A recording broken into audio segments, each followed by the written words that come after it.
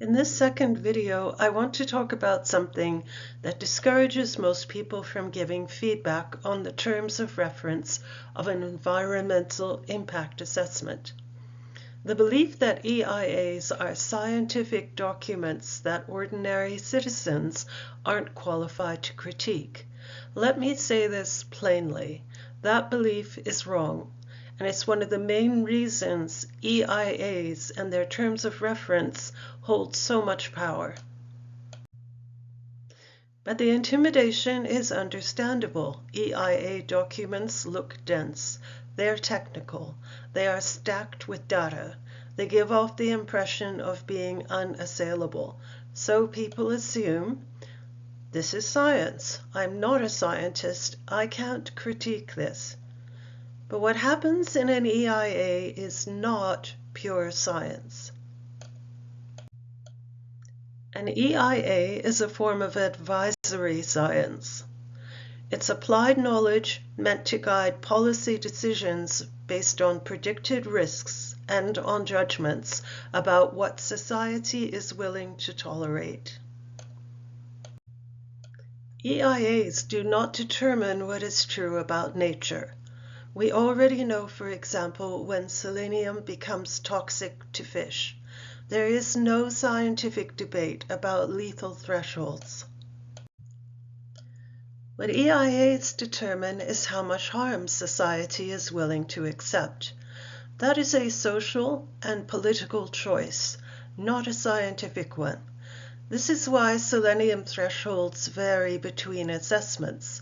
Fish physiology doesn't change. What changes is the assumed tolerance for risk and the assumed expendability of fish. What an EIA really measures is not nature, but tolerance for harm. Every EIA implicitly says, if your values are X, we predict Y will happen. But the values, the X, are not scientific facts, they are choices.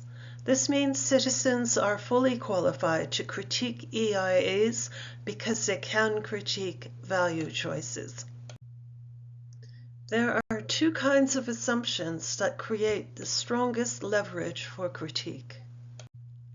Some EIAs assume that impacts to fish only matter if human health is threatened, or that ecosystem damage is acceptable if economic benefits appear large enough.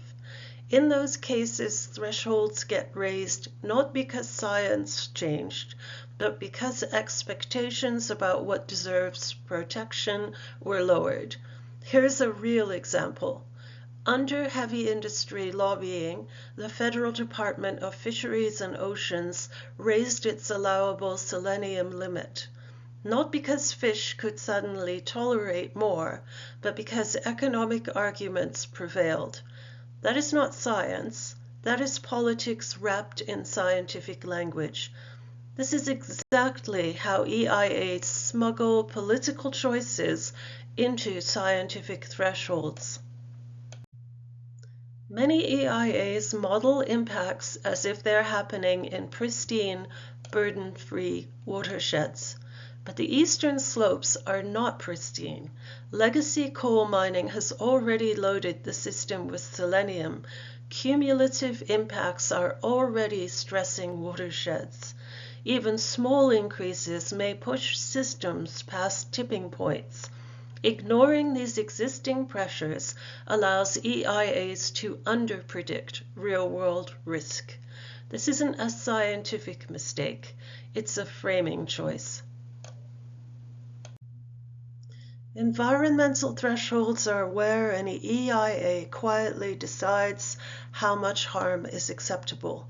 They're the valve that controls when pollution becomes significant, when ecosystems are considered at risk, and when a project crosses the line from tolerable to unacceptable.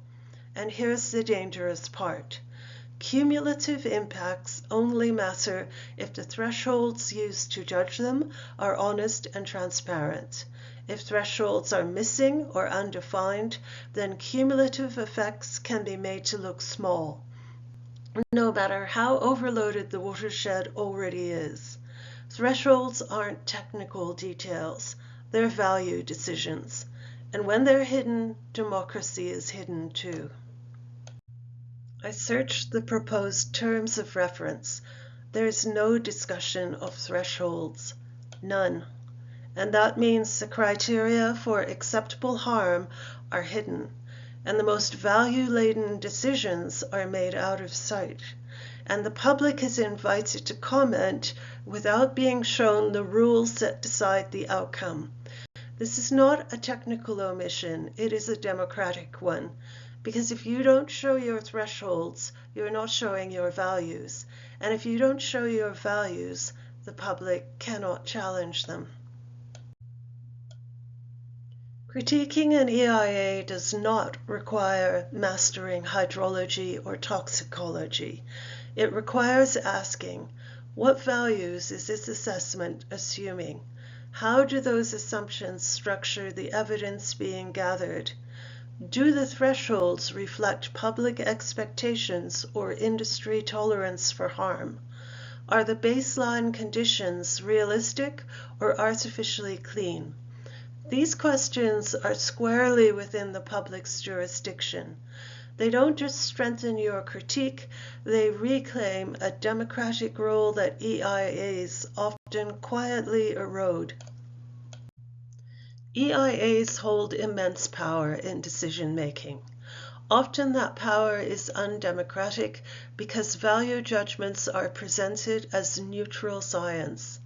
By naming these judgments, by bringing them into the light, you break the illusion that the document is objective or untouchable.